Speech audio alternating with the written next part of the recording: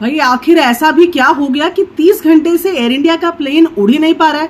दरअसल पूरी कहानी ये है कि 30 मई को एयर इंडिया का नई दिल्ली से लेकर सैन फ्रांसिस्को तक एक जहाज ले जाना था। 3:40 पर इसकी बोर्डिंग होनी थी और तमाम लोग प्लेन में बैठ भी गए। इन लोगों को कई घंटों प्लेन में बैठाने के बाद ये बताया गया कि प्लेन तो आगे मूव नहीं कर पाएगा, कुछ टेक्निकल इशू है, तो आप लोग आप यहीं रहेंगे। जब लोगों ने जद्दोजहद की तो उनको बाहर भेजा गया। लोग पैसेज जो रास्ता होता है फ्लाइट तक जाने का, उस पैसेज में बैठे नजर आए। पहले उनको एयरपोर्ट के अंदर नहीं जाने दिया गया। ये कारण बताया गया कि इनका इमिग्रेशन हो चुका है, ऐसे में ये वापस नहीं जा सकते। और ये लड़ाई जो है, जद्दोजहद जो लंबी चली, रात के 2 बजे इन लोगों को होटल एकोमोडेशन दिया गया और बताया गया कि सुबह 8 बजे वो वापस आ जाए, क्योंकि फ्लाइट को रीशेड्यूल उनके लिए किया गया है।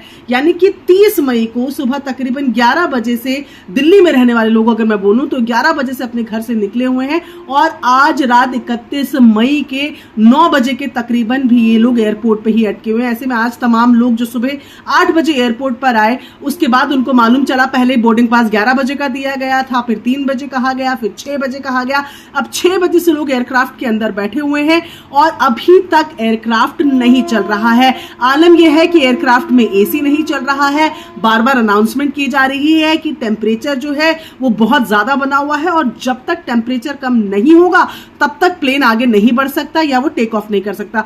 जो पैसेंजर्स के रिलेटिव्स हैं उनसे जो हमारी बात हुई, उन्होंने बोला कि प्लेन को आज रनवे तक लेकर जाया गया और उसके बाद रोक दिया गया है क्योंकि प्लेन गर्म हो गया है। अब ये तमाम चीजें जो हैं ये कहीं ना कहीं पूरी व्यवस्था पर तो सवाल उठाती है, लेकिन कुछ अहम सवाल हैं जिसके जवाब जानना बेहद जरूरी है।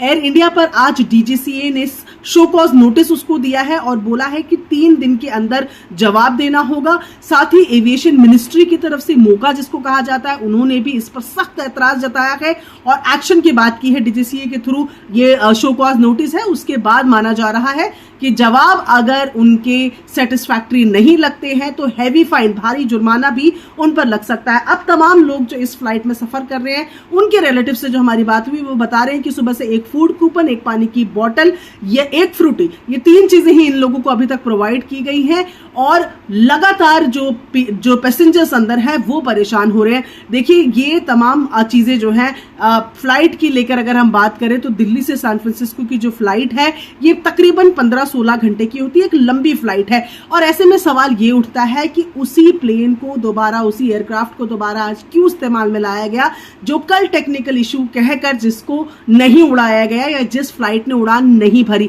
कल यही एयरक्राफ्ट था जिसमें टेक्निकल इशू बताया गया, जिसकी वजह से लोग पहले एयरक्राफ्ट में फंसे रहे, फिर जो पैसेज रास्ता था वहां पर फंसे रहे, 2 बजे जाकर होटल पहुंचे और आज भी वही एयरक्राफ्ट दोबारा से लेकर आया गया है।